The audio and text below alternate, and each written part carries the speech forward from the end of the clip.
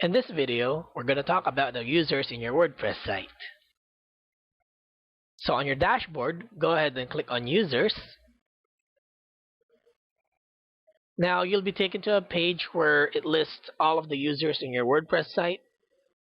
You'll be able to see which ones are the administrators, and you'll also have an option to add new users. Let's go ahead and click on Add New. So let's go ahead and add a new user.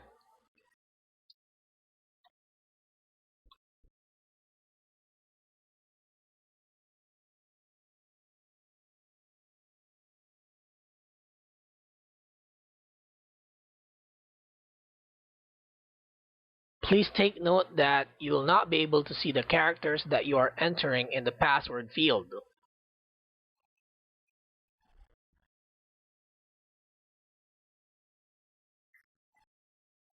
And since you need to retype the password on the second box, or the box that says repeat password, please make sure that what you are entering in the password and repeat password boxes are the same.